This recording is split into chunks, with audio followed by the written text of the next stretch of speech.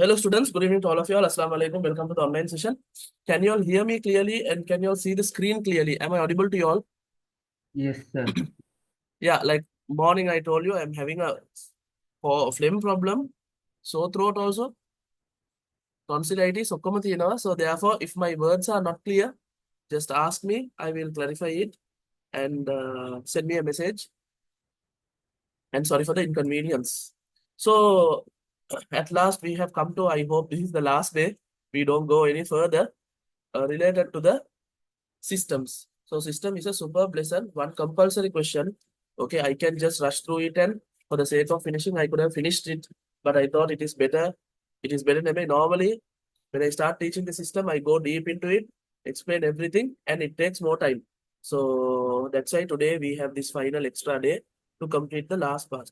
So when you go to the diseases related to the respiratory system, so I think you all know respiratory system starting from the nose, nasal cavity, and then pharynx, larynx, trachea, bronchi, and the bronchiole, and the alveoli, and then the lungs.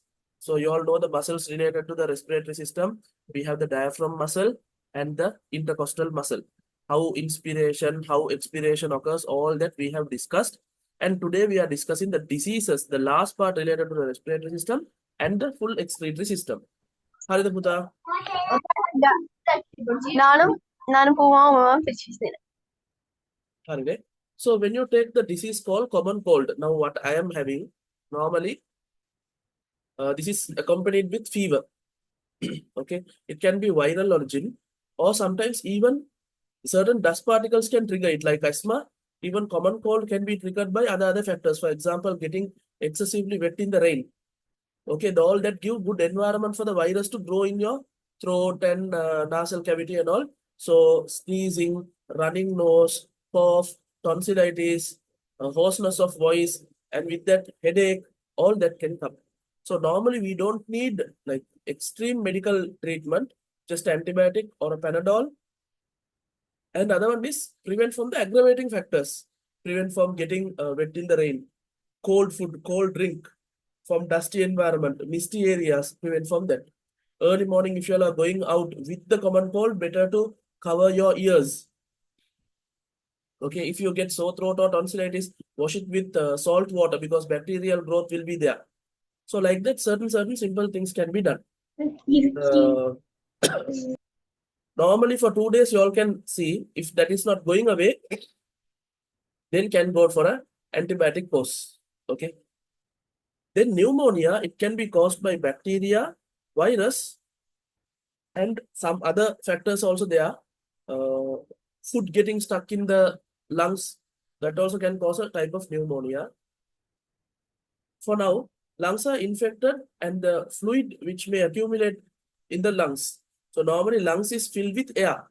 If fluids get collected, the lower bottom of the lungs, there you get more like watery, not only water, phlegm type of liquid. So when you keep the stethoscope and listen to the lung sound, you can hear a different this one. So from that they can get identify it. After that, when they take the X-ray, they can get it. So this pneumonia happens due to long-term cough, long-term cold, long-term infection.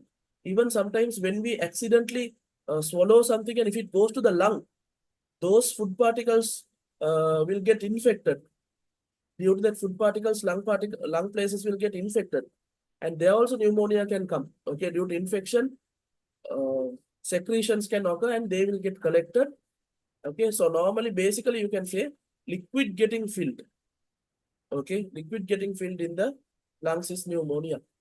During corona and all, people used to get this pneumonia and only die. So normally antibiotics should be used. And for the cough suppressor, cough syrup should be used. For very young kids, small kids, and for the elderly people, if this pneumonia comes, they have to be hospitalized and proper treatment should be done. Okay. For old, young, like young means this is very young. For kids, young people, if it comes, they have to go with the antibiotic course and try maximum. If not successful, they have to go stay in the hospital and completely cure it. Then next one, asthma. It can happen due to allergic conditions. Okay, dust allergy, sawdust allergy, pollen allergy, animal fur. Some people who grow the cat, that fur goes in and they get asthma. Sometimes for smoke, when even putting barbecue, some people will start coughing. Okay. So in asthma, what happens? Body undergoes a reaction in which the bronchiole, okay, the inner parts of the lung, the tubes in the lungs get inflamed and their internal, that, I'm sorry. I hope you all can hear me clearly. Yeah? These tubes are there, no internal. Those tubes will get inflamed and the internal radius of the tube will become slow. So when the wind is going through this, when air is going through this, through a small area, it's going, no, it will make a sound. That have you seen how the asthma people breathe? And it is very difficult for them to breathe when this becomes tight. So bronchioles get inflamed, reducing the internal radius of the pathway, causing difficulty in breathing. Okay, wheezing sound also will come when this becomes very small. Then prevent from all the causative agents. That means normally in Sri Lanka, April season is pollen season. April season is flowering season. March season is pollen season. Soon after the pollen, we have the flowering season. That's why many people go to Nuvarali and all for the Peradeniya garden and all. Because in April season, in Sri Lanka normally it's like a flowering season.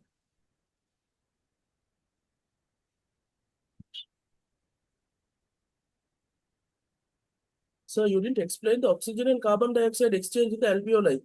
I explained, Putha. I can remember we were talking related to the the foreigner thing, airport foreigner. I explained this part, right? I don't know. What about the others?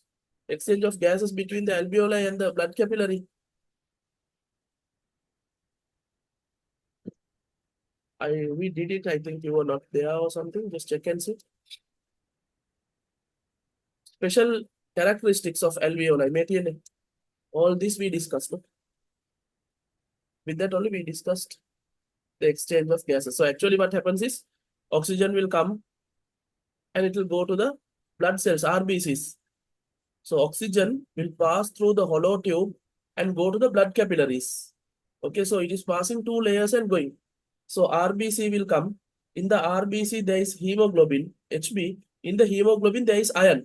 So oxygen will get locked to the hemoglobin. So normally we consider it like a car. RBC is a car. Hemoglobin is the seat. Fe is the seat belt. So oxygen is like the foreigner. In the airport, foreigner will get down from the plane and go into the taxi. So this RBC and sit on the hemoglobin and put the seat belt, that is Fe, and then go to the hotel. Hotel is like the cells. Then returning back, oxygen is taken in. Likewise, carbon dioxide is sent out from the lungs. Yeah, yeah, we have already explained. So just go through the notes. If the recordings are available, go through the recordings. But nowadays, recordings are only available for 1 month. I'm sorry, 1 week. So we have to prevent from this one. So best thing is people who have asthma and all in the March, April season, for them better to wear the masks. And when they are working in a dusty area, they have to put a proper mask. They have to prevent from all these causative agent. Then automatically we can prevent the asthma. Then there are 3 more diseases: bronchitis, laryngitis or laryngeal infection, and tuberculosis.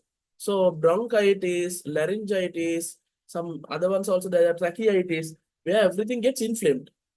Okay, due to infection, maybe bacteria, maybe virus, maybe unknown factor, it is getting inflamed. Bronchiolar inflammation. Therefore, heavy cough. Why? When it is inflamed, our body tries to cough and expel everything out, and breathing difficulty. Very hard to breathe because the tubes are become small. So medicine to reduce the inflammation and cough. So you all know this. Even for asthma patients, they give this wheezing vapor and all. So those will make the nice.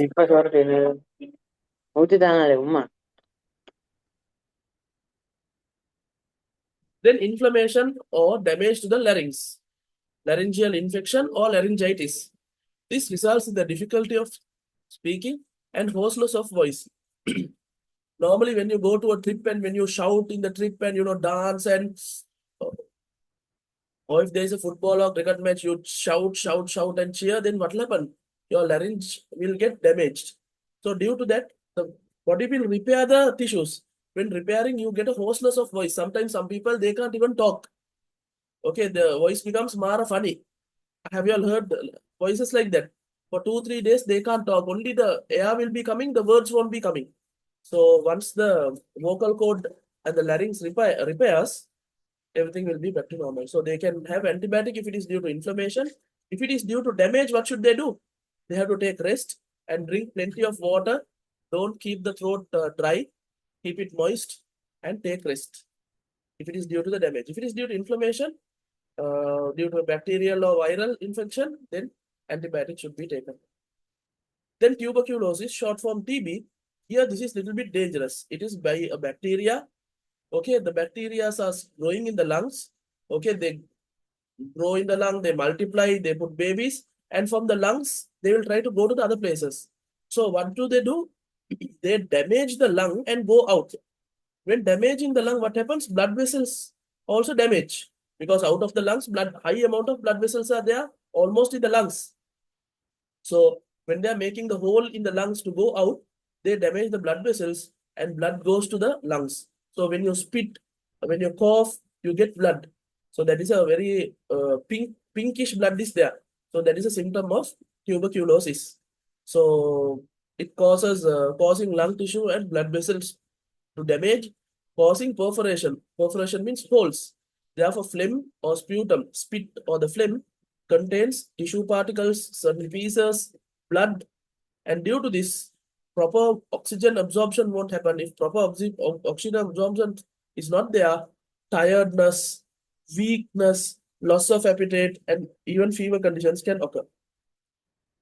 Tuberculosis can come from the lungs and spread to the other organs. Okay, so other organs may get affected. Therefore, immediate treatment should be taken. Tuberculosis vaccination and proper treatment should be done. If someone gets tuberculosis, they will put a vaccination and test it. That is confirmed. In Ragama, there is a special hospital, tuberculosis hospital. They will take you there, keep you. For some people, they keep for 6 months. Okay, and then treat it completely, and only they will send you home. Because from one person, it can go to other person also. If the bacteria from your body goes to another person, they also will get it. So they take you to a special hospital and they completely treat it. Okay, it is very completely treatable. But initial stage, you have to do the proper treatment. I can remember one of my uncle for 6 months, he was there in the Ragam hospital and completely they cured his tuberculosis. Okay, and now he's fine. We used to go to that Ragam hospital to meet him. Like once a month, we used to go. So these are the 6 general diseases. Then work-related silicosis. Workers who are working in the quarries where they dig the holes or break stones, okay, because stones or whatever, mainly rocks and stones have silicon dioxide. So when breaking this silicon dioxide, small particles go into the lungs and get settled. Okay, so small silicon particles containing particles go and get stuck in the lungs. So they get accumulated in the alveoli, causing lung tissue deterioration and other respiratory diseases. I will show you an X-ray. Can you see? The heavy particles has gone through the airway and into the lungs. And here, can you see? It has got accumulated. Here, small white patches. So these are all permanent damage. You can't reverse it. You can't take that dust particle out. No, lungs, it is very sensitive. When it goes and gets embedded, it will become a part of the tissue and get embedded. So it's a permanent damage. Permanently, that damage will be there. So if another stone particles come, somewhere else it will get deposited. It's not like healing and then again getting damaged. Once damage, forever damage. Okay. So therefore, this is very like a problematic situation. That's why every 6 months, these people who are working in the quarries, mining, gem mining, those people have to undergo a test. But in Sri Lanka, they are not doing it.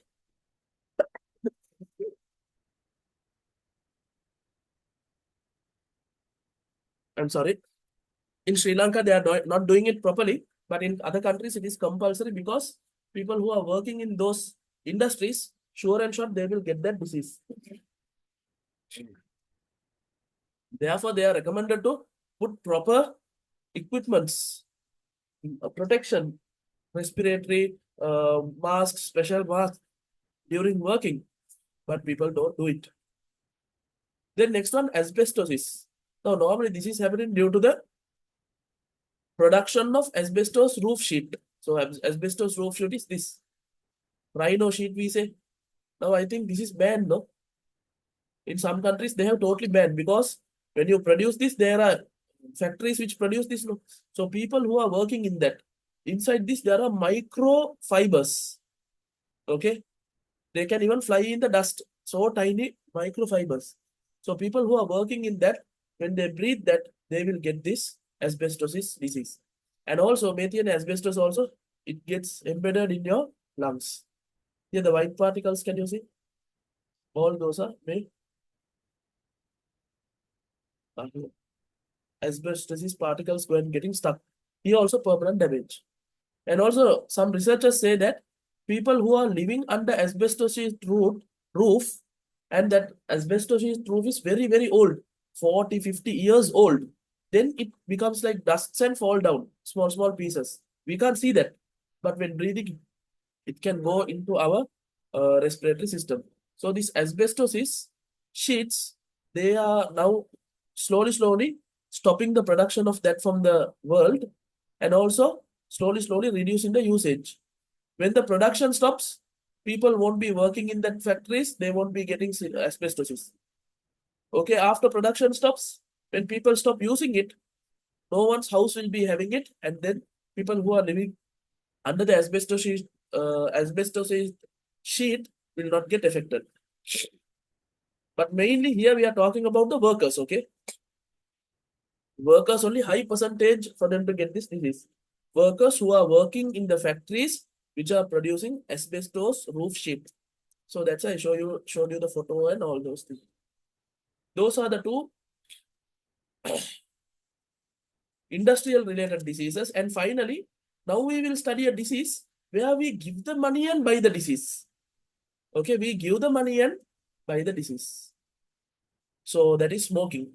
So nowadays we can consider smoking, vaping, shisha, all those are included, no? Smoking may cause lung cancer, bronchitis, laryngeal infection, nerve damage, heart disease, and other disease throughout the whole body, not only in the lungs, throughout the body. From the brain to the leg, diseases can be caused due to the smoking. So it's a very dangerous thing. So carbon monoxide in the cigarette smoke is absorbed into the blood. The problem with carbon monoxide is it joins with hemoglobin and you cannot remove it. So hemoglobin is getting wasted when the carbon monoxide. What is the formula of carbon monoxide? We have studied in the blast furnace industry. This is carbon monoxide. When carbon dioxide joins with hemoglobin, in the needed places, it can be removed. But carbon monoxide permanently joins with the hemoglobin and destroys the hemoglobin.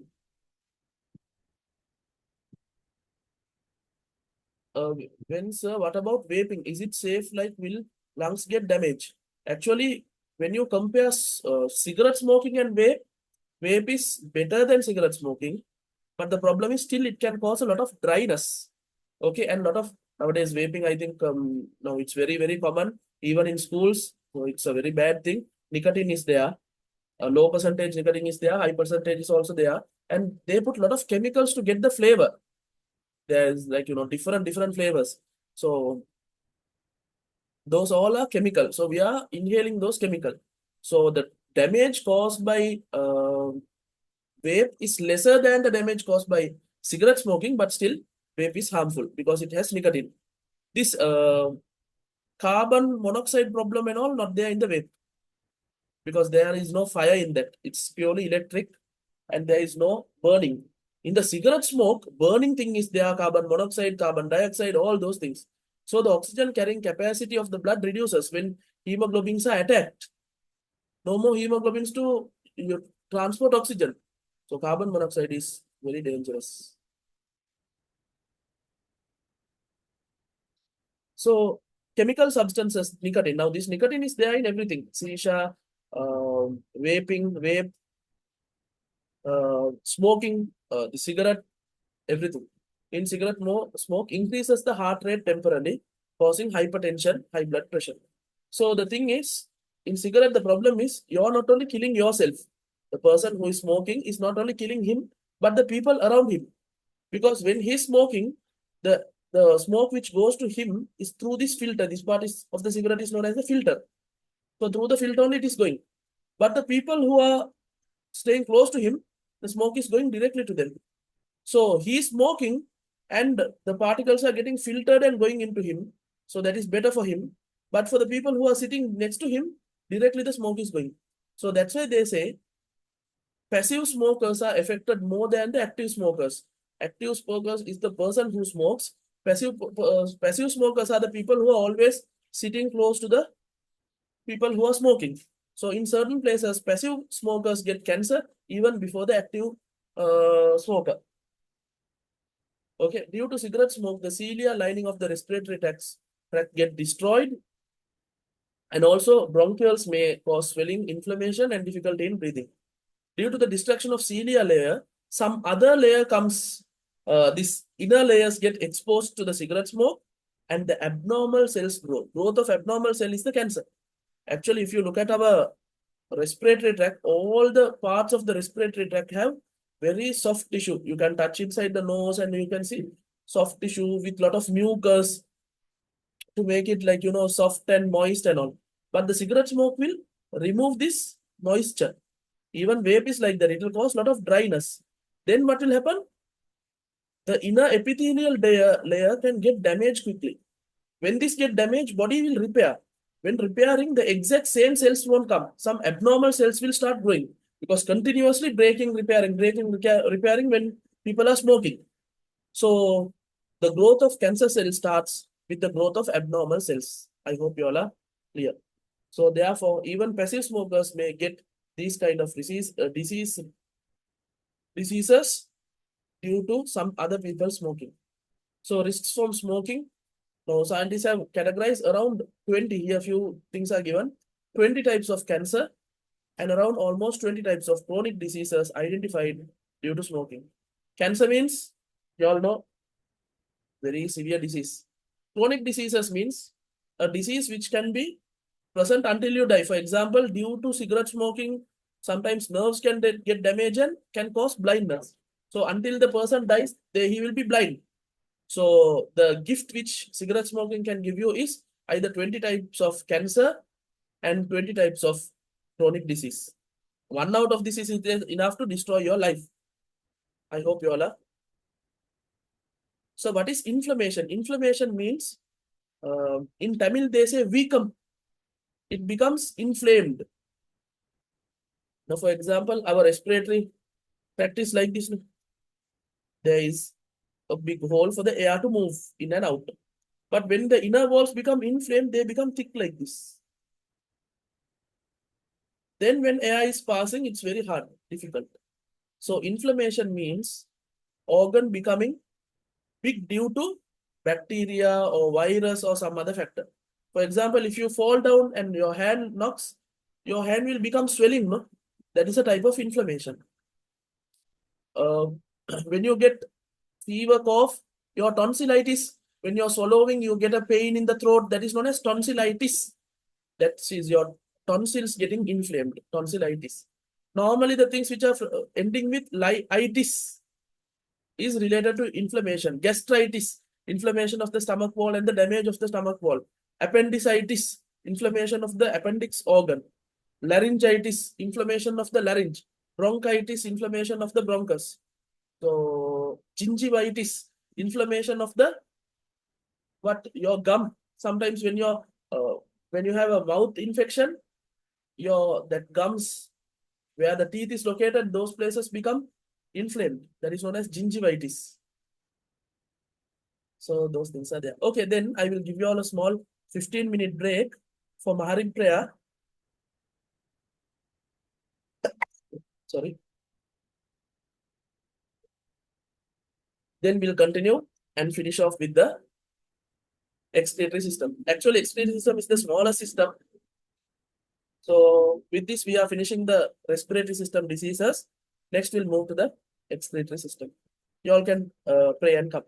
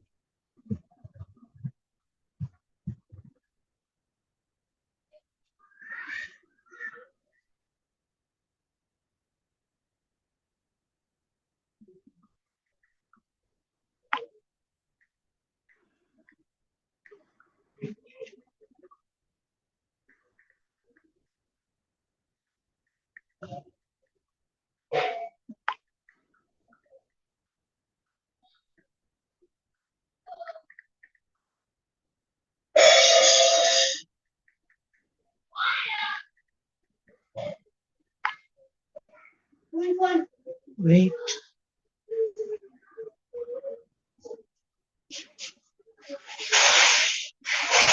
Speaking.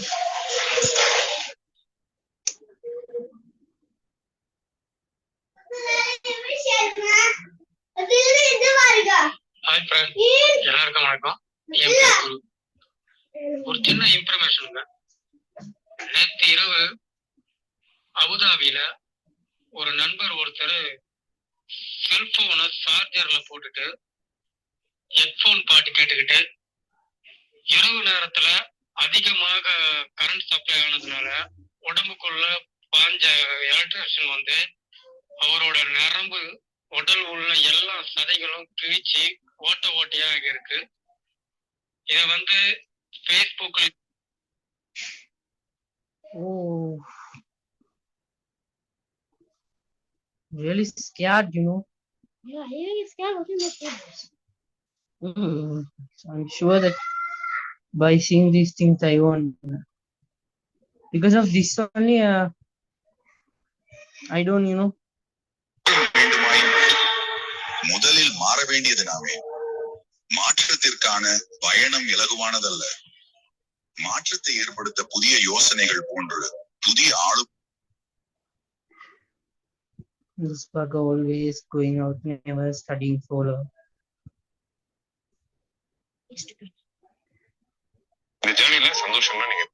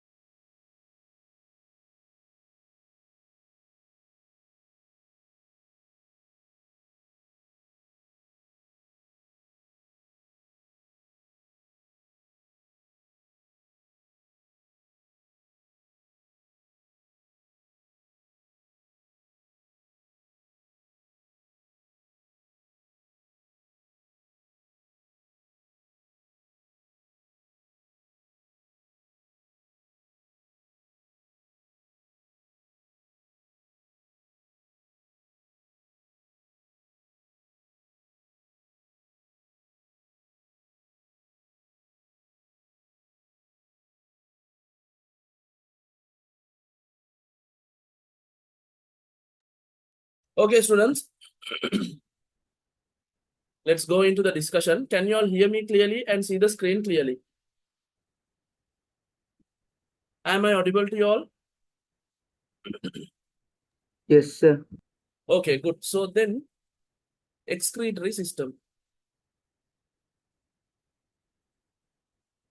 So now,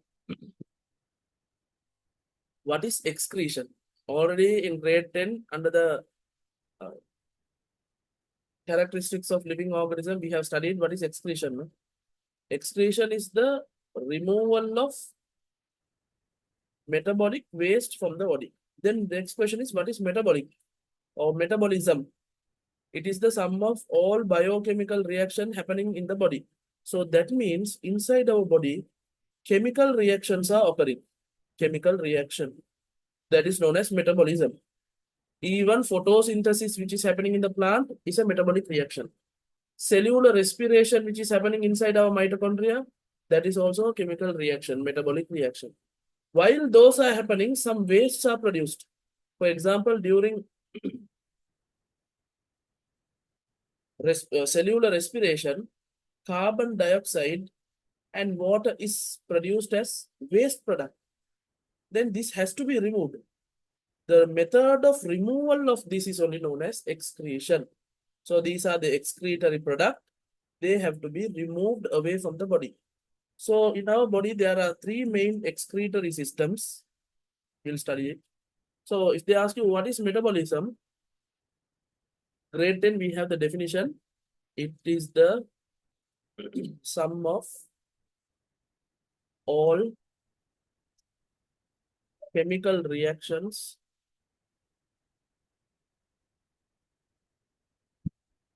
happening inside the living organism.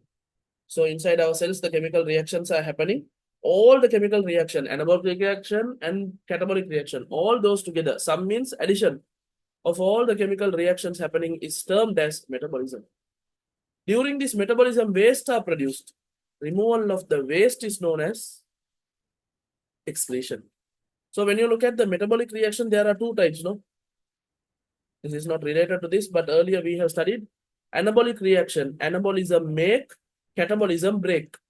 A good example for making reaction is photosynthesis, where small molecules join together to form a large complex compound known as glucose. But in cellular respiration, complex compound known as glucose is broken down into tiny other particles.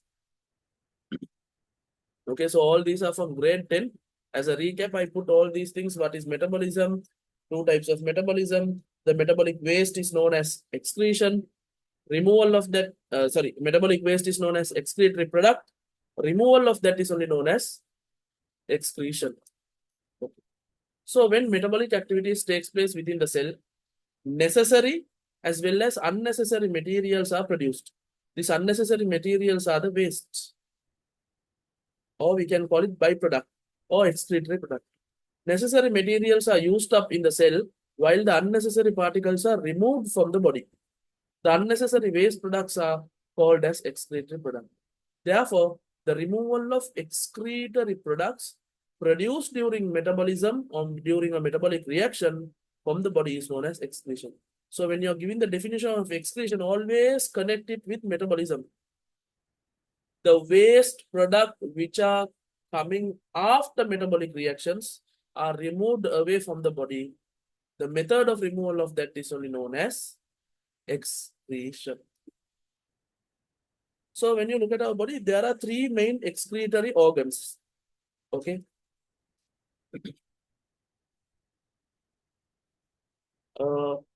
Carbon dioxide and water vapor from the lungs. Urea, uric acid, salts, and water. This is from kidney. Little bit of urea, little bit of uric acid, NaCl salt, this is also you can say salt, and water removed from skin. Actually, the sweat gland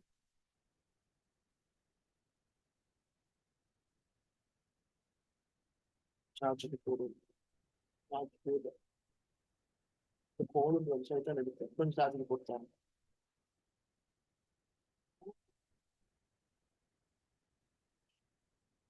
Okay, so the excretory form from the lungs, how is excretion going out? You might wonder, lung is respiratory organ. Now, what is this excretion? When we are breathing out, what happens? Carbon dioxide and water vapor are sent out from the lungs. So, exhaled air, through the exhaled air, carbon dioxide and water vapor goes out. From the kidney, through urine, in the kidney, the urine is produced, filtered, and finally the urine goes out through the urethra, and urea, large amount of urea, uric acid, salts, and water is released. From the skin, especially from the sweat gland, in the form of sweat, little bit of urea, uric acid, salts, and water are released. So these are the main excretory products and excretory organ. Out of that, we are going to discuss deeply about the kidney, which is coming under urinary. The system related to the kidney is the urinary system. So we are going to discuss deeply about the urinary system. Here they have given a short form. Here you can go through this. Here urea and uric acid. Even in our sweat, there is little bit of urea and little bit of uric acid. That's why sweat is also smelling. Okay, this is like a short form. Take it down.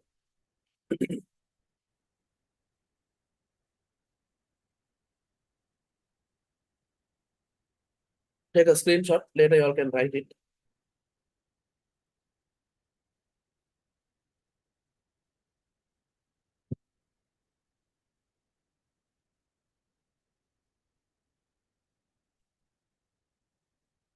Okay, then let's move to the next one. Okay, next question is fecal matter, stool considered as excretory product. So we were talking about all the other things. What about stool?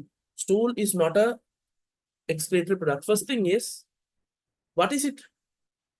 It is the undigested part, undigested and unabsorbed part of the diet.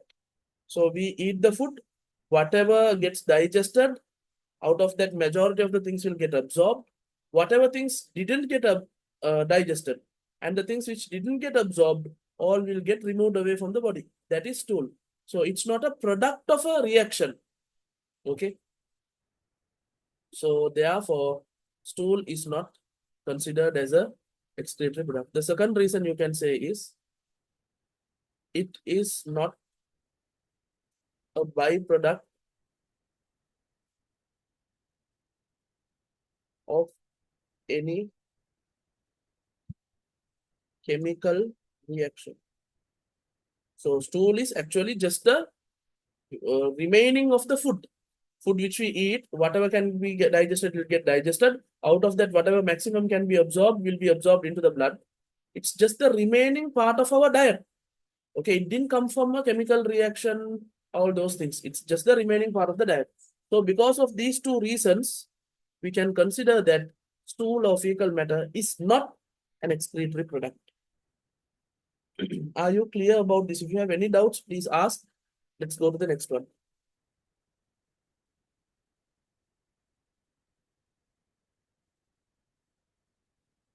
No doubts. Clear, no?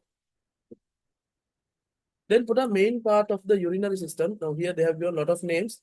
Out of that, you should remember, we have two kidneys, right and left. And then from the kidney, one tube is coming from this side, the other tube is coming from this side. So that is the ureter. So we have two ureter. So from that, the urine will come and get collected in the urinary bladder, one urinary bladder. And from that, it will go out through the urethra. In the males, the urethra is connected to the sexual organ You all know the penis. Through that it will go. In female, it is not connected to the sexual organ. Above the sexual organ, above the vagina, there is a place for the urine to go out. Okay, so their urethra is short. That's why females can get urinary infection diseases quicker than male. Male urethra is long because it has to go through the penis. So therefore, it is little bit longer. So bacteria, it don't travel inside. But for the females, it's very short. So therefore, what happens? Quickly the bacteria can travel. And normally females get more chances of urinary infection, and also due to menses and blood getting collected in certain places. Due to that, they have more chances for infection. So these are the main part of the urinary system. And also remember the blood vessel which supplies the blood to the kidney is the renal artery, and the blood vessel which removes blood away from the kidney after using the remaining blood goes away from the renal vein. And can you remember we spoke about a gland, hormonal gland, endocrine gland above the kidney? That is only adrenal gland. Can you tell me what is the hormone released by the adrenal gland? Adrenaline hormone, which prepares our body for the some sudden situations, special what do you say, during accident or during a fight or something like that. Adrenaline hormone is secreted. Then when you cut the kidney, you can get pelvis area, outer medulla, inner medulla, and the outer cortex. Cortex in the corner, medulla in the middle. Okay, we will discuss that in another diagram. Now, basic parts are okay. 2 kidneys, 2 ureter, 1 urinary bladder, and 1 urethra.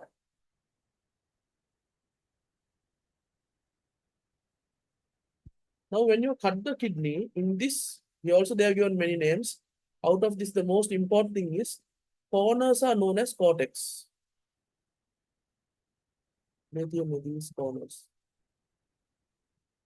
In the middle, there are pizza-like structures. We call it renal pyramid, but collectively all together, they are known as medulla.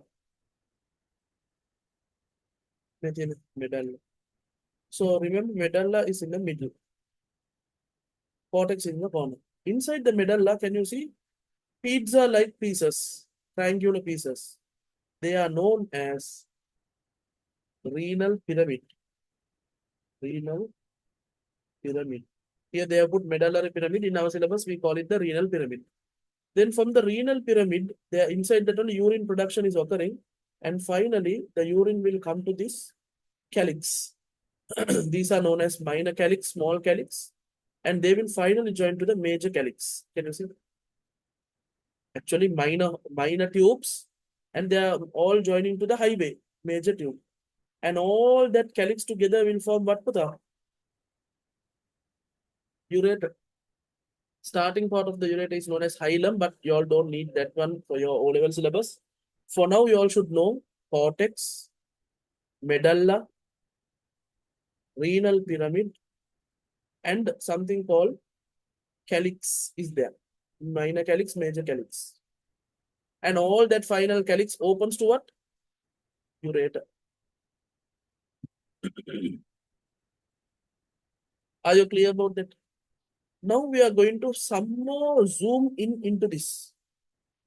When you zoom into that, you can see inside the medulla region and the cortex region connected to that, inside the pyramid, we can see this structure. The main structural and functional unit of the urinary system is the nephron. The full kidney is made out of nephron, and all the urinary function is happening with the nephron. So nephron is the very important part of the kidney.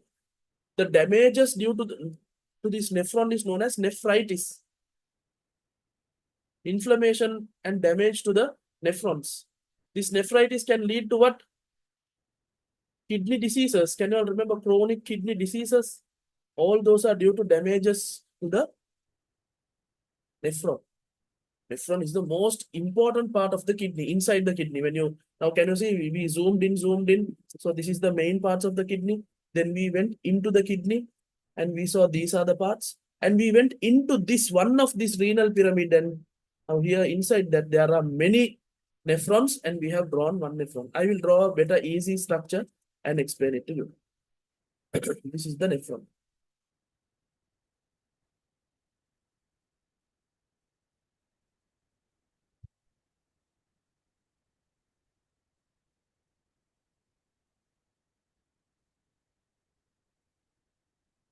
Okay, you all remember the structure.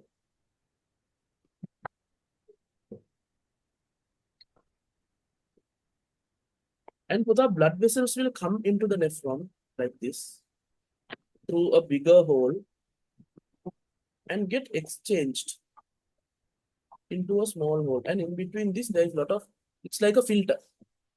So we call this the afferent arteriole, and this is the efferent. From the afferent, blood is coming in, putting like a full circle, roundabout a karang, it is going from the efferent. While transmission from this thick tube to the thin tube, what happens? A lot of things get squeezed in. It's like a filter. A lot of things gets filtered into the first part of the nephron. The first part of the nephron, like a cup, it is there, no? That is known as Bowman's capsule. Closer to the Bowman's capsule, we have these names are, this part is not there in the syllabus. I'm just telling you. PCT, proximal convoluted tubule, that is close by, that's why proximal. If it is far away from the Bowman's capsule, this is far away now. This is DCT, distal convoluted tubule. And this loop which is going down is known as loop of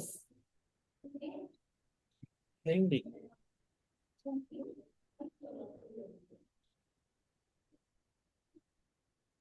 Loop of Henle. And finally, the urine will come here. This is known as the collecting duct, CD. So many nephrons will finally open to the CD. So in the CD only, urine will be collected and then it will go to the ureter. So this is the basic idea. Afferent arteriole, efferent arteriole. And I forgot to give the name of this roundabout. This roundabout is known as glomerulus. Glomerulus. Afferent arteriole, efferent arteriole. In between, glomerulus is there. Glomerulus is like a sponge. It will squeeze a lot of things out of the glomerulus into the Bowman's capsule. That is the first step of urine formation. Here, can you see the name? Ultrafiltration, or another name is glomerular filtration. Then selective reabsorption and final secretion. So if you are okay with the parts, we can go to the other. Now these parts, you have to memorize the names. You have to repeat it again, and you have to memorize it. So you can remember like this. Afferent arteriole, becoming small, efferent arteriole. Okay, efferent. Starting with A, ending with E. Now in the alphabet also A first, after that E, no. Efferent. In between the efferent, there are many subroads. All those together is known as the glomerular filtrate. So you can remember like this.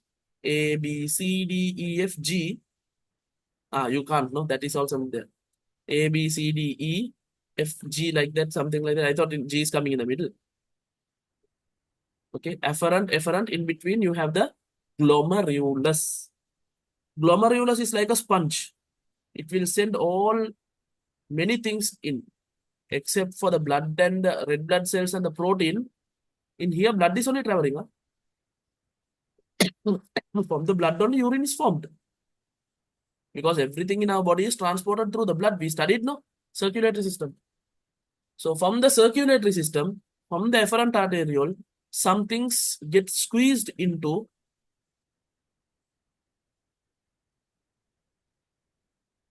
Bowman's capsule.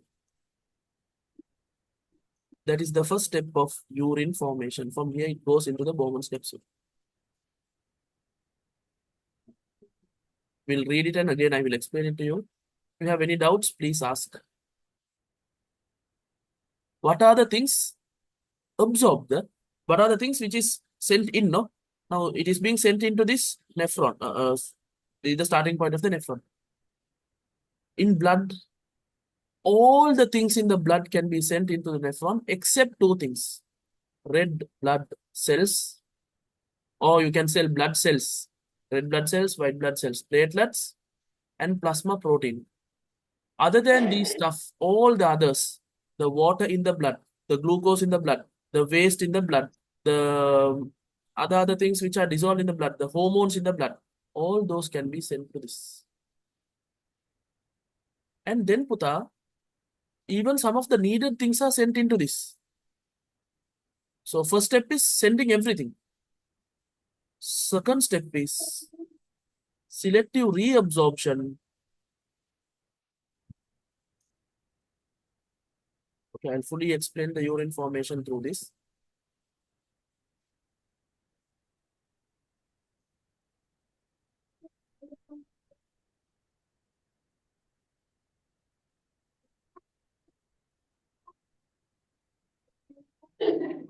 Naming part also I'll be doing it. Afferent arteriole, and this G is glomerulus. This is Bowman's capsule. Bowman's capsule. This is closer to the Bowman's capsule, so we call it proximal convoluted tubule. I don't know whether this exact name is given in the syllabus, but in reality, this is the name, PCT. And behind that, we have the DCT. Far away, so we call it distal convoluted tubule. In between the PCT and the DCT, we have like a loop. We call it loop of Henle. And this is the collecting duct, where finally the urine is getting collected. Only these are the namings. Now with the namings, now we'll study the function. First function, okay, no? Glomerular. Wait, I'll use a different color for that. Green. Urine formation happens in three methods. First one, we call it ultrafiltration, or another name is glomerular filtration. So you can see from the glomerulus, certain things are put into the Bowman's capsule. That is only glomerular filtration. And here, can you see the thickness is reducing, right? You all know when you all are spraying water, when you reduce the thickness, the pressure increases, right? Like that only here, afferent and efferent, the size is different to make the pressure high. Then only it can nicely squeeze out. Give me a minute.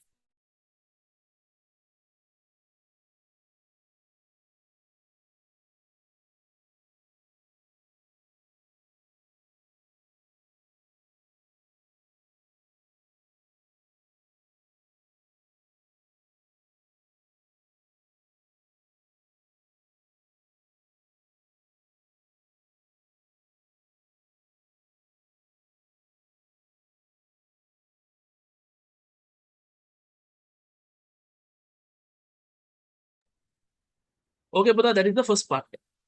Then Puta, then only body will understand the needed things, the not needed things, everything has been put to this. Okay, now this is a tube. Once you put it, very hard to get it. So now slowly the body is coming. Certain parts of the body is telling whatever needed for the body, please return back. Please return back. So from this PCT, from this DCT, loop of Henle, whatever good things which were put into the glomerular filtrate will be reabsorbed back to the body. Okay. Even from the PCT, DCT, all the places, Engengala, Edikeluma, they are taking it back. Give me 1 minute. Laptop battery low.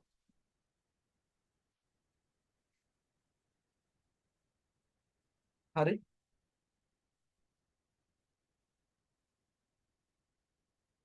Okay. That is only known as selective reabsorption. Selective reabsorption. Because glucose which is needed to the body, that is also put into the liquid which gets collected here is known as glomerular filtrate. After getting filtered, filtrate. In this glomerular filtrate, even the needed things are there. So the needed things are slowly taken out. When it is traveling from these tubes, the needed ones are slowly taken out. That is only known as selective reabsorption. Now the body is selecting and taking it back. And after that only body remembers there are some more dirt in the body which has not been put through this. So separately, directly the body will come and put those back. So that is secretion. We call it tubular secretion. In our syllabus, they have said secretion. That means some of the waste is still there in the body that has not been sent to this. This is a waste channel. Now all the waste product should be sent in it. The body was busy taking all the good things out of it. It forgot to put some waste things. So the remaining waste is also directly secreted inside, secreted to this. So that is known as secretion. That is the third part of urine formation. So after this ultrafiltration, selective reabsorption and secretion, finally what is formed? Final urine composition is there. Or else here, the filtrate, it doesn't have the urine composition. There is a lot of glucose, lot of water. All the needed things for the body are there. So after undergoing selective reabsorption and secretion, only after that only, we can call the liquid as the urine. So in the collecting duct, urine is collected. Like the 2 million nephrons are there, which is collecting and sending the urine. Collection of all that only forms the urine. Are you clear about this? I can compare this story to another story. Okay. Glomerular filtration, this ultrafiltration and glomerular filtration is like, I don't know in other places, in my home, okay, when the Kunukaraya comes, it's a big war. He will come like a Ferrari and he will go like Bugatti.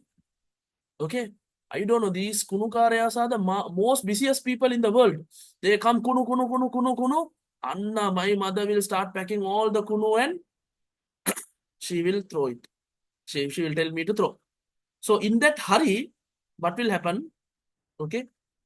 Kunukaraya, he will shout 5 minutes only he will stay. If you get more delayed than that, he will be somewhere else. Okay. I don't know, in your places it's happening like that. In our place, it's like that.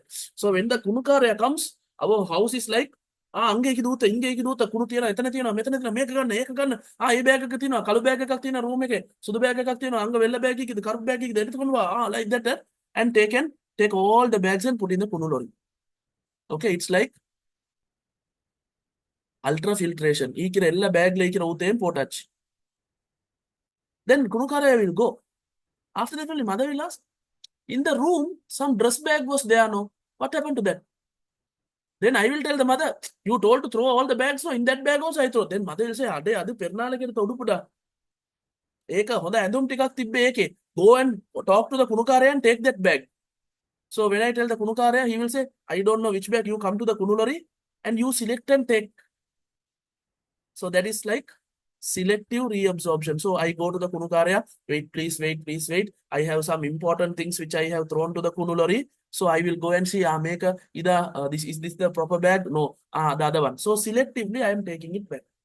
While I am taking all the needed bags back to the home, mother will say, Ayo, in the garden, there was little bit of dirt.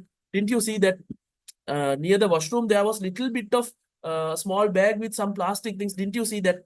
Again, go and put that and come down. By that time, Kunukaraya will be in some other place. So I have to run back and use that small bags. That is like, again, the body will detect some waste and again put that to the nephron. So can you now correlate my story and the urine formation story with the Kunukaraya story?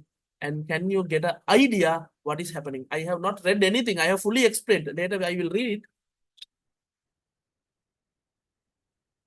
Are you clear about the concept? Is this real story? No, I just made a story. But when the Kunukaraya comes, it's a big fight in our home. Fight in the sense, we rush to take all the dirt and throw it, or else that fellow will fly away. So at that time, this situation can happen. Even the needed bags have been put and we are going to take it back. Select and take it back. Selective reabsorption. While finishing the selective reabsorption and coming home, mother will say, Anna, some more small parts are there. Please go and put, will you please kill. Then again going and directly putting it to the coronary. So it's like secretion. So ultrafiltration, glomerular selective reabsorption, and secretion. I hope you all are clear about it. So these are the 3 steps. Now we'll read. Now when reading, you will understand, this one, this one, this one, like that, you will be able to understand. Afferent arteriole enters into the Bowman's capsule and further divides into small, dense capillaries called glomerulus. So afferent arteriole is dividing to glomerulus, and finally when coming out, it becomes efferent arteriole, afferent to efferent. In between, glomerulus. Diameter of the afferent arteriole is larger than the diameter of the efferent arteriole. Therefore, high blood pressure is created inside this glomerulus. Because of the change in the diameter, here there is high pressure. Because of that high pressure only, things are getting squeezed out, pressed out. Like a sponge, it is pressing things out of the glomerulus into the Bowman's capsule. Then, due to this pressure, blood gets filtered through the wall of glomerulus and inner wall of Bowman's capsule and gets collected in the cavity of the Bowman's capsule. So from this, it will go out, passing the Bowman's capsule layer and into this cavity. The liquid which is getting collected like this is known as glomerular filtrate. This process is glomerular filtration or ultrafiltration. The liquid collected is glomerular filtrate. Are you clear? Then who are the things who are going into the glomerular filtrate? Remember, the filtered fluid is called the glomerular filtrate. This filtrate doesn't contain any blood cells.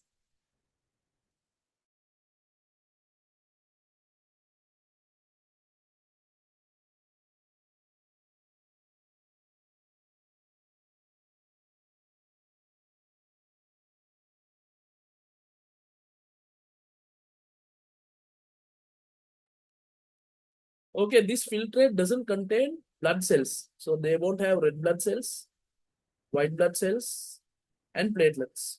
So if there are red blood cells in the blood in the urine, that means there is a what damage? Nephron damage is there. If there is no damage, red blood cells or white blood cells won't come.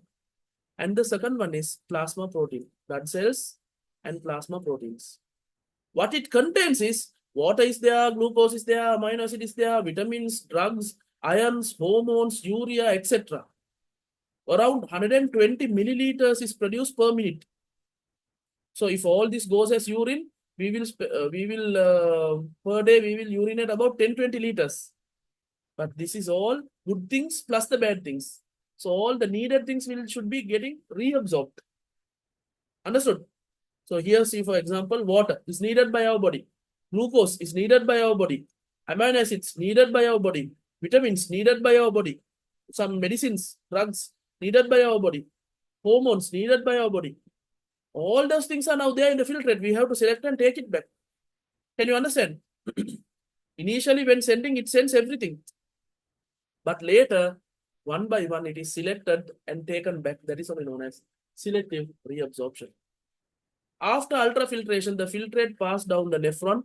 While traveling around the nephron, certain contents of the filtrate is reabsorbed back into the capillaries associated with the nephron.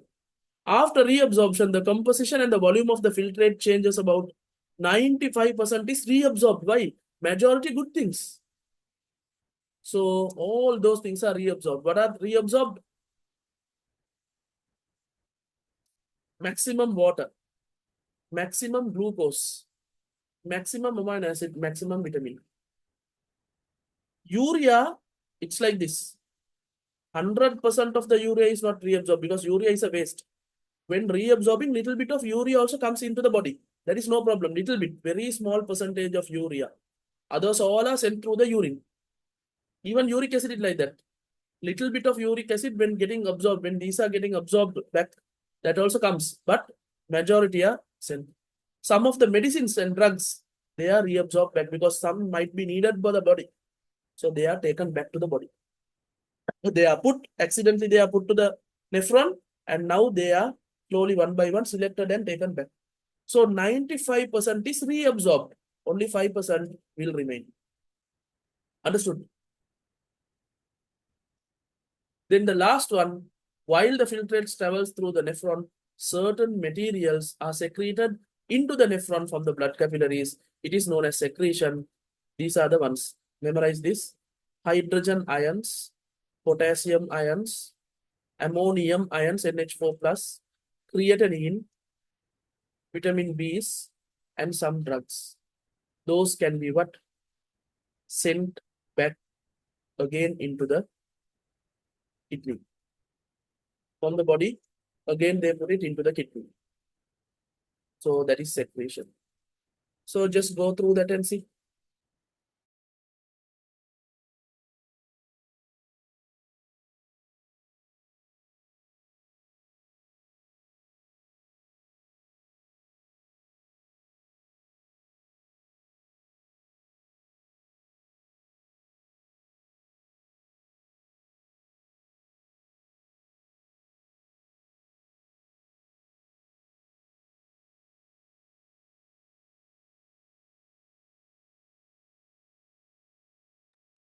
Apuda, can you all understand this? If you all have any doubts, please send it to me or unmute and ask.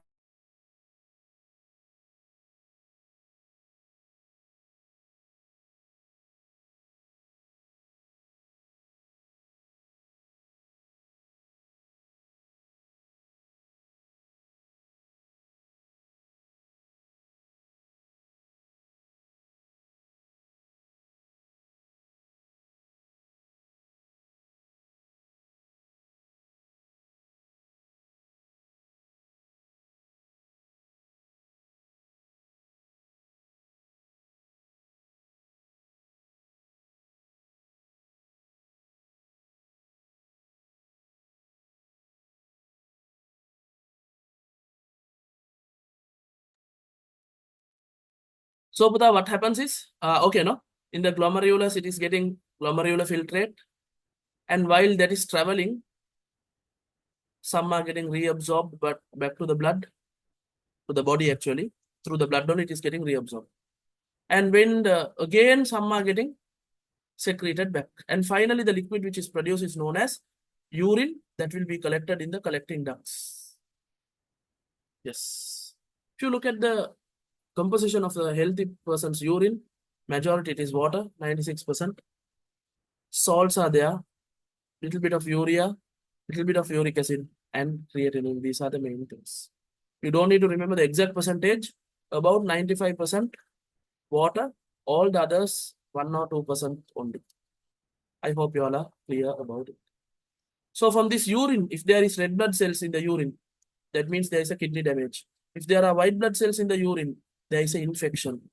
Okay, there are bacteria like that. By doing the urine test, they can find a lot of things. So we call it UFR. FBC is fasting blood sugar and full blood count. UFR, urine full report. So they take the urine full report, especially for infection situation. They do that and they check what is the problem with the urine. So diseases associated with the urine: renal failure, nephritis, and renal calculi. So renal failure, okay, when weakening of the urine filtration process in the nephron. So problem start with the nephron. Then what happens? Little by little, the ultrafiltration is reduced, reabsorption is reduced, secretion is reduced, urine is not produced. So all the waste is staying back in the body. The harmful chemicals, if it stay back in the body, urea, uric acid, creatinine, if it stays, it will cause internal poisoning and person will die. So this renal failure can happen due to many reasons. One is heavy metal poisoning. Okay, some excessive medicine like carbon tetrachloride, all those are causes for renal failure. And also even farmers, long-term use of artificial fertilizers, using chemical pesticides, chemical weedicides, or drinking water which is contaminated with heavy metals, water contaminated with pesticides, weedicides, those people get kidney diseases. And also, if you are not taking enough of water, your function of the kidney will reduce. Long term, if that happens, that also can cause renal failure. So suddenly sometimes it might occur, that is called acute renal failure. Okay, but it will quickly recover. But chronic renal failure, long-term renal failure will cause renal failure, that complete renal failure.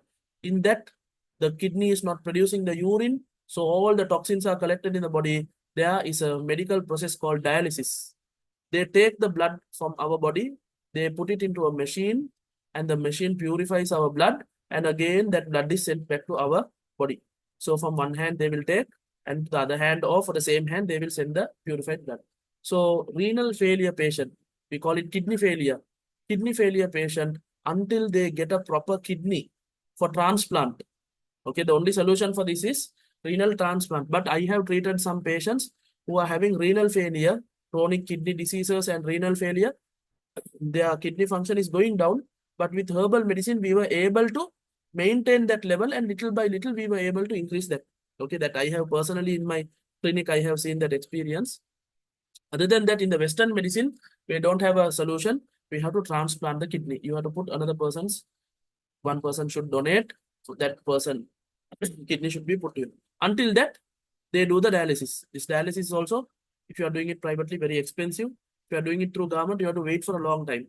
So once in 2 months only they will do. So within that 2 months, that person can only drink limited amount of water. He can't eat all the food, because if there is more urine, if there is more protein, there will be more new urea, uric acid. Now, if the urine is not getting produced in his body, everything will stay back and it will become poison and person will die.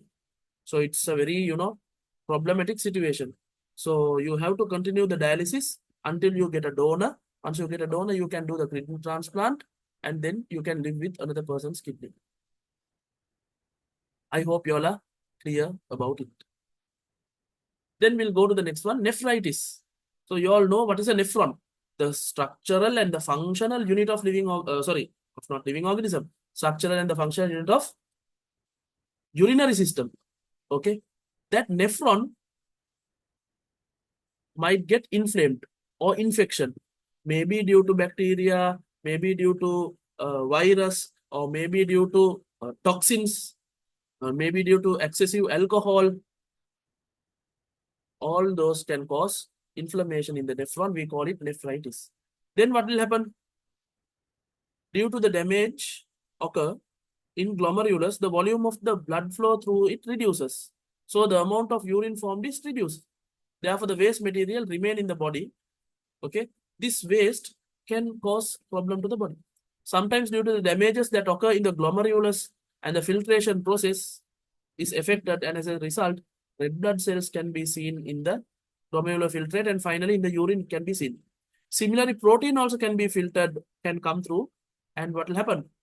Protein loss can occur in the body. So example, I told you the glomerulus is the efferent arteriole, and here glomerulus. And here, this is the nephron, loop of Henle. If there is a damage in the nephron, nephron, it can cause a damage in this. So what will happen during filtration? Red blood cells might come. Or if there is more damage, the protein, earlier the protein didn't come into this, but now protein can come, and protein will go away with urine. So that is a loss of protein. Okay, and when red blood cells go, that is not good for the urine. Okay, urine should not have red blood cells, white blood cells, or proteins. But due to the damages in the glomerulus, this can happen. So either glomerulus or the nephron, we call it nephritis. So proper medical treatment should be done. Antibiotics should be given. If it is due to bacteria, virus, proper treatment should be done. If it is due to some toxins, that toxin should be detoxified from the body. So like that, kidney should be kept pure and proper, so that function will occur properly. No nephritis or no renal failures will occur. And then the last one is renal calculi, where stones are formed in the kidney and block the urine pathway. So mainly the reason for this is excessive calcium food and oxalate food eaten together. Sri Lanka, very good example is sprat. Halmess of that fish, if you put more tomato contains oxalic acid. When you are cooking it, it becomes oxalate. And sprats contain high amount of calcium. It is very good for the body. But when you put excessive tomato, when you put tomato and cook, it is mara tasty. So what will the mothers do? They will put nicely tomato or tomato sauce and cook the sprat. So these two combination is not good to the body. Not only this, like that, many combinations are there. Okay, calcium high rich food with oxalate high rich food. So normally in everyone's body, the stones are being produced. But when you drink water, the stones are getting removed away, small, tiny ones. But when this happens, plus if you don't drink water properly, these stones can get pasted, small ones will get pasted and finally will become a big stone. Okay, sometimes these stones can go and block the urine pathway. And here the urine will get collected and this part will become inflamed. Sometimes it will blast and cause internal leakage. Then they have to do the surgery. Okay, so if the stones are there, nowadays there is a mechanism called lithotripsy. Can you all remember when studying ultrasound waves? We studied that high frequency sound waves can be sent to this and broken into pieces and it can be taken from the urine. But if you are unable to break it with lithotripsy, then you have to do the surgery and break it. But I have seen in the herbal medicine, we have medicines, internal medicine, which you have to drink. The stones will get cracked and broken and small pieces, easily it will come. They say this kidney stone is very, very painful condition. Okay, it's like mother giving birth to a child, how much pain she will undergo. A kidney stone patient with a big stone will be will be feeling that same pain that normally we call the labor pain. Mother giving birth is labor pain, no? It's like the labor pain. So nowadays we say laser rays, that is only lithotripsy. High frequency sound waves are used to break down the stone. And the feeding habits of person is also a reason for stone. So therefore, proper feeding habit, food habit should be there. Proper intake of water should be there. Postponing of urine is also a reason. You're keeping the urine for a long time. Now, let's say some students, when they go to school, even if they get the urination feeling, they don't like to go to the school washroom. Because of that, they don't urinate. So what will happen? The stones will get more hardened. And then it can cause kidney stones. So either you have to do surgery or you have to do this laser lithotripsy treatment, or you can go for herbal medicine where they give medicines to break the stone in a natural way and expel it through the urine. So remember, calcium oxalate is the main reason for this. Other ones also there. Main reason in Sri Lanka is calcium oxalate. Okay, when saying this labor pain, only I remembered we are having our special reproduction seminar. Now we had the all system seminar, no, like that for the grade 10, we have the reproduction seminar. It's a 2-day seminar. Sometimes it will become 3 days. 14th and 15th, 3 hour. Morning 9 a.m. to 12 noon. Morning 9 a.m. To 11:45. Because of Jumma, I'm stopping it a little bit early. 14th will be Thursday, election day. 15th will be Friday. It's a Poya day. So both days you don't have school. I'm having a session. You all can purchase this. Outsiders, if they are purchasing both 1,400. But my class students, if they are purchasing, they can pay 1,000 and purchase it. So even my grade 11 students, if you want, if you have missed it last year, this is a superb chapter, animal reproduction, plant reproduction, all the necessary things I will explain related to that. Sometimes now with this, we have put 14th, 15th now. If we are unable to complete it, next Sunday also, 17th also, we'll put 2 hours and complete it. If we are unable, that will be free. Okay. So once you pay for this, you can come for this 17th. If we are unable to complete it, because it's a long lesson, because I will be like same like the system lesson, I'll be giving full detail and explaining that. So when I start, it might take more time. So we don't know. So for now, we'll keep it as 2 days. If we need extra time, no problem. You don't need to pay extra. I will do and I will complete it. So inform your friends also. The ones who are having, okay, the ones who are having a problem with this reproduction lesson can complete it through the seminar within this week. Okay, so it's a good opportunity. For the ones who are not there with me in grade 10, you can cover this lesson by coming to the this one. From the website, you can purchase it. You all can pay 1,000 and purchase it, no problem. 2 days, 14th and 15th, 9 a.m. to 12 noon. I'm targeting 3 hours. In case if that is also not enough, I'll take another extra 2 hours in another day and complete the last part. Like how we completed today's excretory system by putting an extra class, like that we'll complete that also. So I hope with that we have come to the final grand finale of our system seminar, where we discussed nervous system, then hormonal endocrine system. In the middle, we had another section called homeostasis. We discussed that also. Then we came to the digestive system.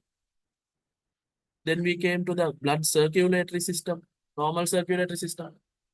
Then in that we had the lymphatic system, special one. Then after discussing that, we went to the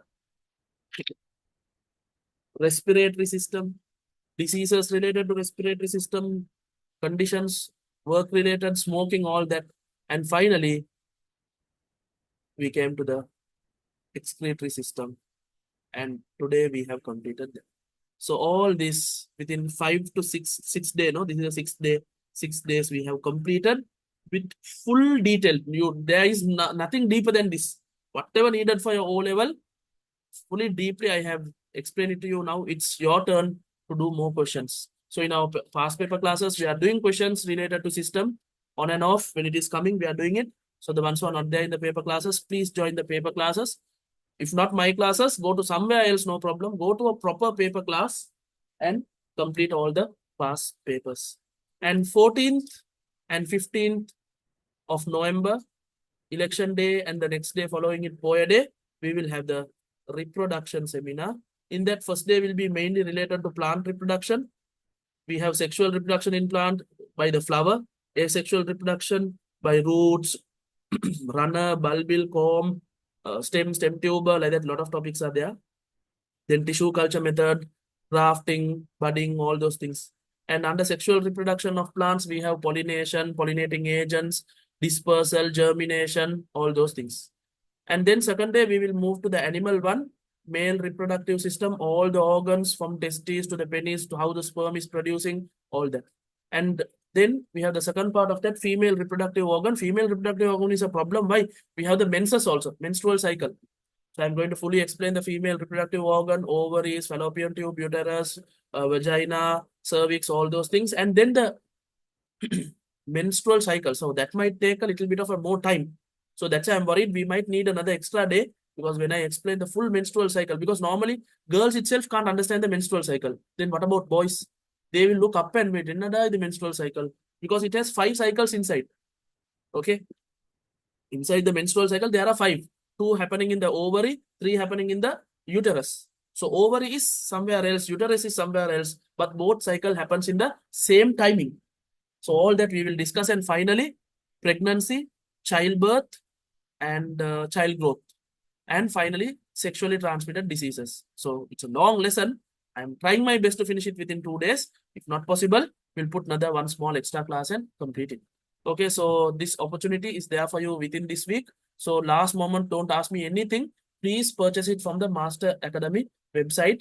Election day. So before the election day itself, make sure you do the payment and purchase all the needed things. I will be giving a PDF tute. Okay, not a printed one, PDF.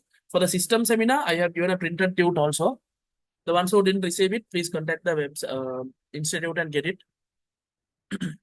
Okay, then any other doubts related to today's lesson and related to the future lessons? So our normal Sunday theory classes, now we are doing electrochemistry. We have completed the electrolysis part. Next week, we have electroplating and corrosion. With that, that lesson is done. Then after that, we are starting the most important lesson. What? Electronics. Most probably November last week. Oh, not November last week. Yeah, November last week, 24th or December 1st week, we are starting electronics. Along with electronics, we will start the biosphere. And after that, full syllabus revision. So that is our plan. We have only 2 more lessons to complete the full syllabus in our theory classes. So, however, little by little, we have come to the final of your O level. So keep that O level stress in your mind. Keep that your O level, your O level students, your full focus should be on O levels. rather than all the other big boss and that and this FIFA World Cup, whatever is coming. Forget about that. Full concentrate on your studies and try to improve your result. Everyone keep intention of a 9A and work for that and try your maximum to get a 9A, or else you will get something closer to 9A. That is better. Okay, so if you try hard, you can make a big change within these 4 months. So almost November is 2 weeks are gone. December, January, February, March 1 week. So totally almost 4 months is there in your hand. 2 weeks from November, 3 weeks from November, 4 weeks from December, 4 weeks from January,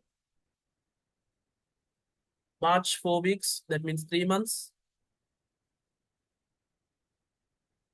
No, sorry, January, February, 3 months. No, we have only 3 months at hand because March in the second week, I think your exams are scheduled. No, no, 4 months. No, 4 months. Why? December, January, February, 3 months here, and November we have 3 weeks, and March first week, including those two, we have 4 months. So this 4 months is enough to do a big change in your results and the study pattern. So I wish you all the best for your O levels. So the ones who are continuing our theory classes, you all can continue as usual. The ones who want to join the reproduction seminar can join it next week. The ones who are joining our paper classes can join as usual. The ones who only came for this system seminar, thank you for joining the system seminar. I hope my classes were beneficial for you all. So all the best, very best for your O levels. Inshallah, we'll meet in our final seminar. Sometimes this time, we will be having final physical seminars in Colombo and also in Kandy. So the students from Kandy will get one opportunity to meet me in the final Kandy seminar. Inshallah, at that time, I will be sending the posters and informing you the update. Okay, then if you have any doubts, you all can ask, or else we can end the session. And if you all have any comments about this system seminar, any improvement which I should do, or whatever benefits you gained, just send me a WhatsApp message so that I also will understand how well I have helped you all and how, like, what are the benefits you have got from it. So please share a feedback through WhatsApp. This is my WhatsApp number, 077-8283-666. Okay, then good day to all of you all. Assalamu alaikum. Have a nice day. We'll end the session. Yeah.